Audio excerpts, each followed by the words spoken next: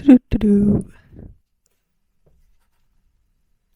Hello, my friend. Welcome to my channel. My name is Vaish. If you're new here, you probably are. My channel's pretty tiny. Today, I'd like to share something fun with you. Now that half of 2024 is almost over, let's look at all the books I read this year and kind of rate it, talk about it, all that jazz. I have them stacked up right here. I lied. I read most of them on my Kindle, so it's just my Kindle and 2 physical copies here, but regardless, let's go through it and drink our coffee and have some book girly time. Okay, let me prop you up. I hate putting a number to the amount of books I read. Books are more than that, but you know, if a number helps you read more, then I guess it's something good. Anyway, ignore the background noise. The first book I read this year is Metamorphosis by Franz Kafka. I only started reading fiction recently, and until now I've been strictly reading nonfiction. But now that I've finally started, I felt like I have to read all those classics that I did not get to read earlier. So I thought I'd start off with Metamorphosis because I've heard so much about this book, but I haven't actually read it. It was an incredible read. Even though I knew what this book was about, it's about a person waking up as a bug. As crazy as it sounds, it's about his difficulties, him settling in with his reality, his family, accepting what's going on. This one was 4 stars for me. Next book I read this year was Horizons, A Global History of Science by James Poskett. This book was one of the required readings for my History of Science course. It was not a required course for me, so I decided to drop out, but I kept reading this book. Like its title suggests, it's about the history, but focusing on scientific advancements, and I found it very insightful and interesting because we look at history in terms of wars and conquests, not really focusing on science. So I really enjoyed this new perspective. So this one was 3 stars. Next one, sticking with the theme of classics, I read Anna Karenina by Leo Tolstoy. The reason I picked this book up is mainly because I knew that I can watch the movie finally now that I would have read the book. This was really fast-paced. I enjoy a fast-paced book, so 4 stars. And then I read a nonfiction book, which was a little bit on the technical side. It's called The Art and Business of Online Writing: How to Beat the Game of Capturing and Keeping Attention by Nicholas Cole. As its title suggests, was about online writing. It's something I'm trying to get better at. I try to write consistently on Medium, and I just wanted to improve my writing. Compared to other nonfiction books, I was rarely getting bored or anything like that. I was not forcing myself to read. The writing was flowing very nicely, and I really liked that aspect of it. So this one was 4 stars. And then I had a little bit of an NLP phase, neuro-linguistic programming. I was looking into it, reading into it. I found it very fascinating at this time. So I picked up Frogs into Princes by Richard Bandler. I deleted them from my Kindle. That should say something. And I also read Persuasion Skills Slack Book by Rintu Basu. The writing style, the book, the whole, I don't know. It was not for me. If you're into neuro-linguistic programming, maybe you'll find it insightful, but I was not that into it, as it turns out. And I rated them both 2 stars and 3 stars, respectively. Moving on. After that, I was like, you know what? I need to take a break from reading on my Kindle. And I picked up this one, Perry Soto is Back by Taylor Jenkins Reid. The reason I picked it up was because, first of all, my brother is really into tennis, and I personally am not a sports type of person, and I also don't like watching the games, so I'm basically no good. But when I saw that Taylor Jenkins Reid, the author of 7 Husbands of Evelyn Hugo, book I loved, wrote a book about a tennis player, I was like, you know what? Yeah, that's my sign. And I picked it up and I really enjoyed it. Devoured this book within a week. Couldn't stop reading it. I was reading it between my classes and all that. I rated this one 4.75 stars. And then I reread one of my favorite nonfiction books, which is 48 Laws of Power by Robert Greene. I read this book for the first time last year. I know that this book is banned in prisons and whatnot, and there's a lot of hate or cancellations related to this book.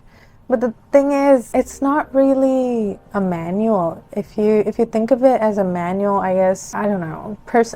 I feel like you're getting the wrong idea of the book. Like any other book, it's just there to inform, and you choose the message you practice, right? Yeah. Anyway, I really like that one, so I decided to read it again. I'll probably read it again next year. But moving on to the next one. That one was 5 stars, by the way. Keeping on the same topic of Robert Greene, this year for the first time I read The Art of Seduction, and I really liked this one too. This was separated into different types of seducers, archetypes, and it explained how they have an influence on you, basically. And I found it very fascinating. Another 5-star read.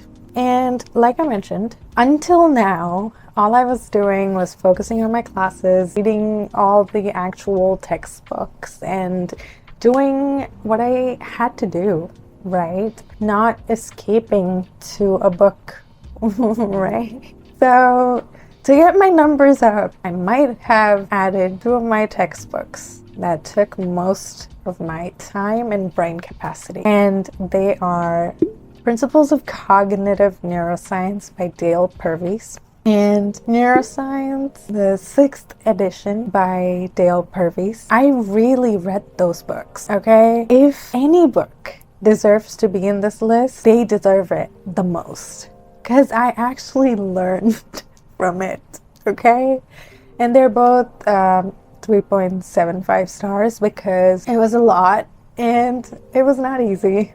But I liked it regardless. And then I decided, now that I started reading fiction, I can read romance, which led me to pick up one of my first romance books ever, which is The Love Hypothesis by Ali Hazelwood. I don't know if it's because I don't have much experience reading books in this genre, but I really genuinely loved this book. Oh my god. Okay, also I was able to relate or picture most of the situations that the author was talking about, especially because it's STEM based and I am a STEM student. I found it very easy to connect with the main character. I did not want to put this book down, but I was forced to as an undergraduate student with a lot to study, but I still finished it within like 3 days, which is not common up to my standards, unfortunately. But yeah, this one was amazing. 5 stars. And once I was done, I was like, you know what? I have to, I don't know, do something to take my mind off of that book, kind of get over it, you know? Yeah, so I picked up a nonfiction book that everyone was talking about, The Power of Now by Eckhart Tolle. And I picked this up with high expectations. I was like, oh my gosh, this is gonna put my mind in the right place so that I'm able to focus on my school and everything, or I don't know, lift me up, because like I felt like I was getting into a little slump right around that time. I also got it on Libby to listen, and I just could not bear it. The audiobook was in the form of an interview. So there are 2 people asking questions to Eckhart Tolle, and he's essentially answering them. And the way he was answering these questions just made him appear to be, I don't know, in my opinion, a know-it-all. And that's just, I don't know, maybe it's because I love arguing and I just love proving people wrong, and I just could not handle all those questions and the way he was answering them. And I absolutely despised this book, and I gave it a single star. Moving on, because I'm not able to explain myself, and I don't like that. So let me drink a little bit of this. So I was unsatisfied with my quest to finding a good nonfiction book that will bring me to life, I guess, or take me out of my little slump that I got into, and that did not work out. So I had to find another nonfiction book, and I picked up What Happened to You?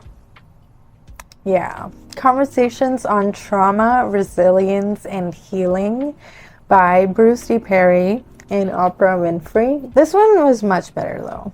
It's basically what the title suggests. This one was also in the form of an interview. I also happened to get the audio version on Libby, and I was listening to it, and I found it very, very insightful. It was also pretty close to the subject I'm learning, and I liked it way more than The Power of Now. And the topic also, maybe a little sadly, was relatable. I guess I'm pretty sure it's relatable for most people, unfortunately. But Oprah was basically asking questions to Dr. Perry about trauma, about healing, about all these difficulties that people face and how they can overcome it and all of that.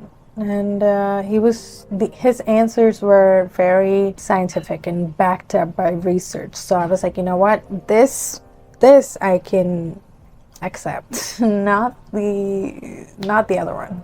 Absolutely not. You probably can understand that I hate the other book with passion, because some people I actually like and I respect and I admire in my life has recommended that book to me. But when I read it, I was getting into it with all this, hope of, I don't know, for a revelation. I don't know. I guess I was disappointed. But again, maybe I was not ready for the book.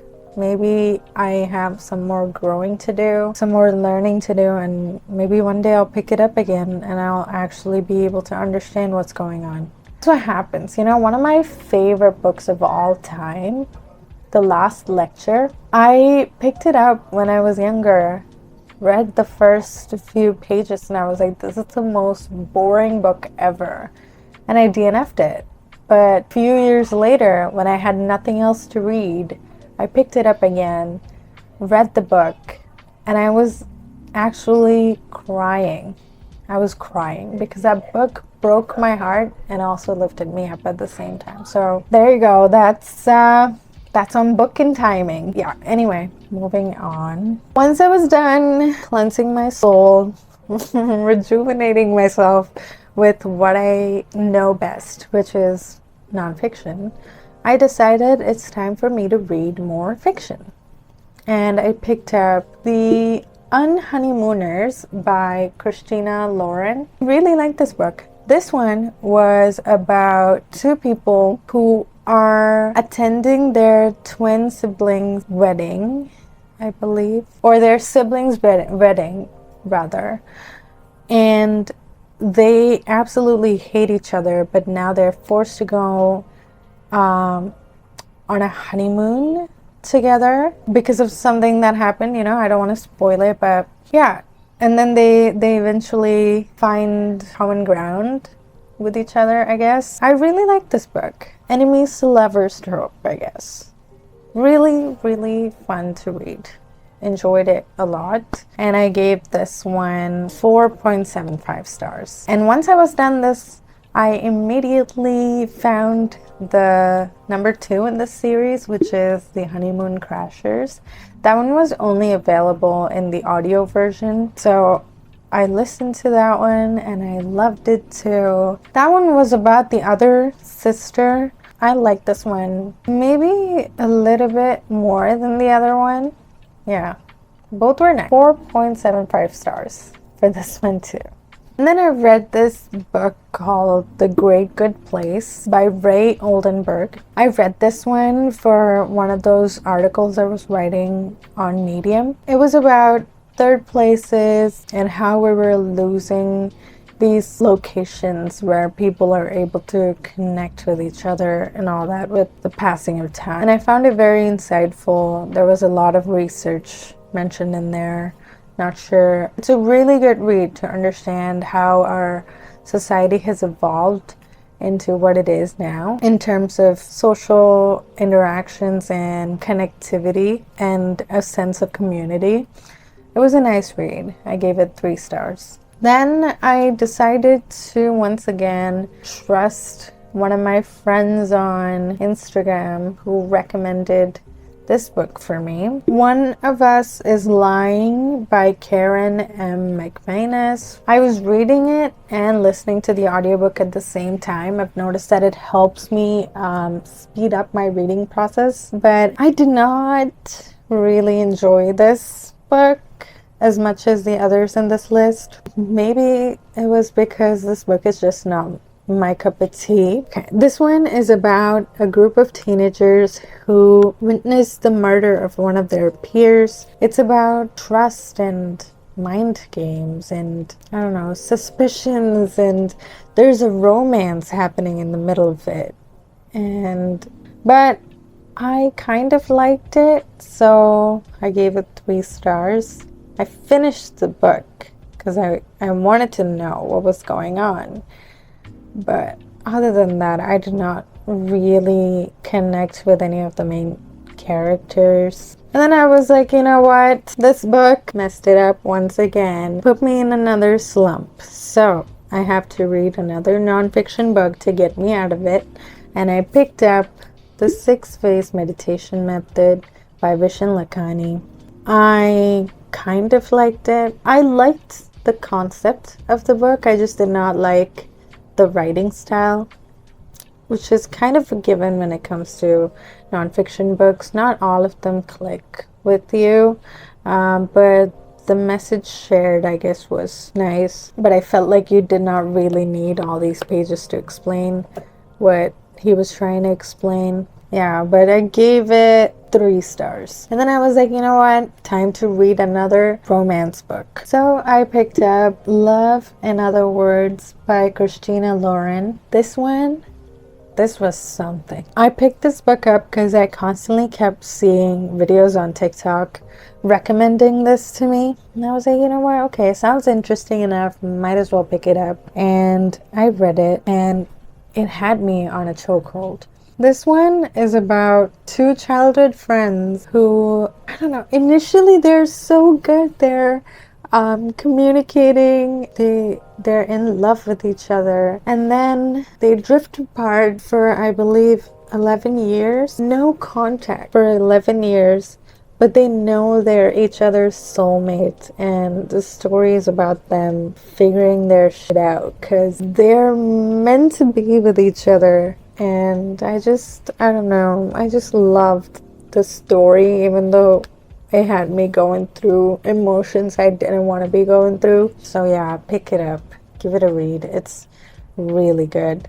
5 stars for me. And then my bestie put me on It Ends With Us by Colleen Hoover. This was also something, because this book had me going through waves of emotion. I feel like that's the only way I can explain this book. Initially, I was like, interesting.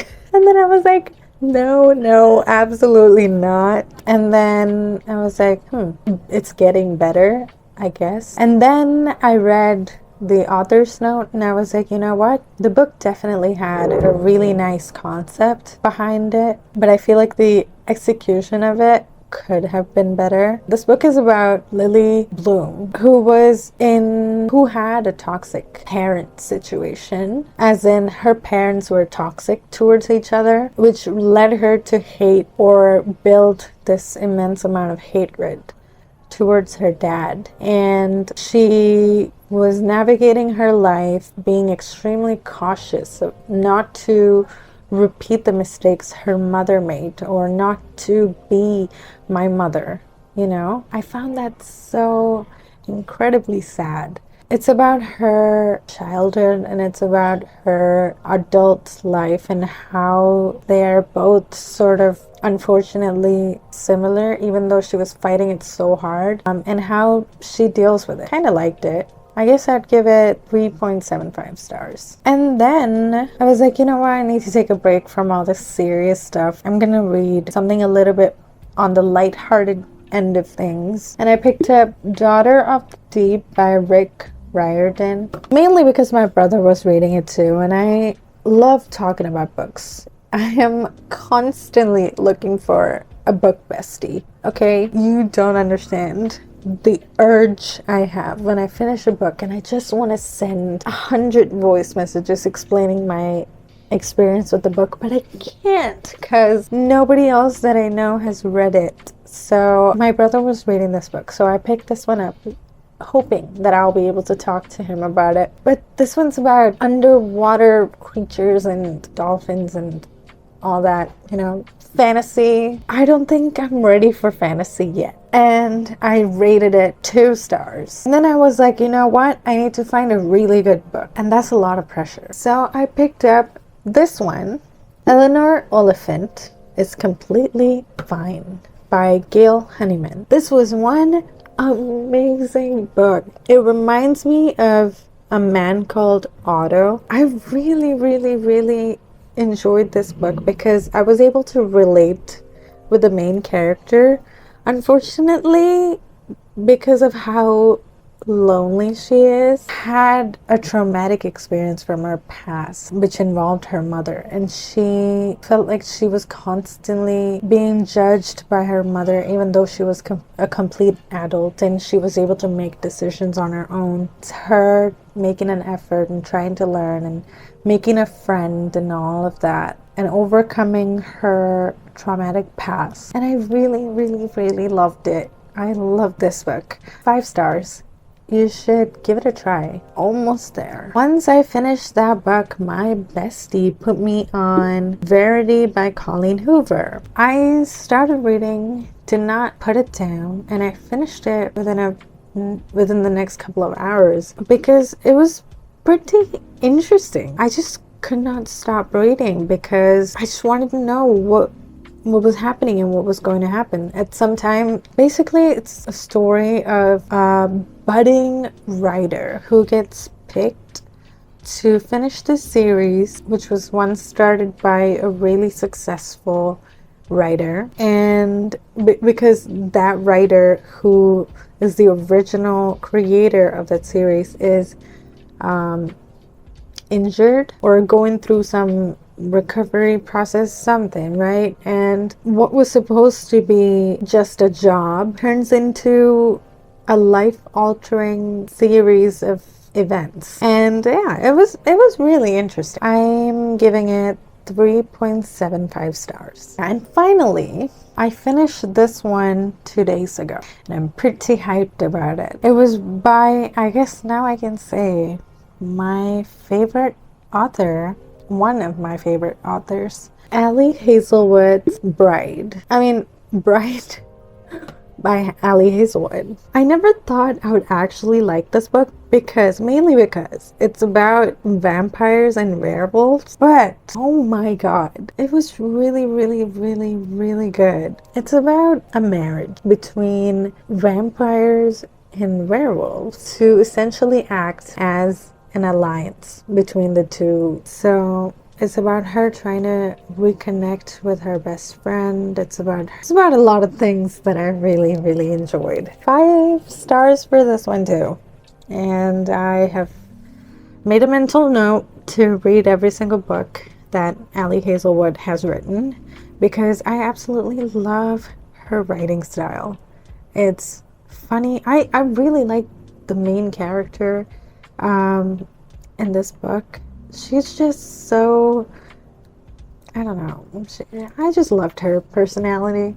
Well, yeah, 5 stars for that one. That was 25 books I read so far in 2024. I was meant to read 30 books by now, but it's okay. I'm almost there. In the next 2 months, I shall have done some more damage to my bank account by buying more books and reading them all. And and I'll get back to you with another little update. thank you so much for watching, and if you have any book recommendations for me, please let me know. Or if you relate to or not relate to my review or rating, let me know. Let's have a chat. Yeah, drop them in the comments, and don't forget to subscribe and like or dislike this video. And I hope you have a really amazing day or night. Yeah, thank you for watching. I love you.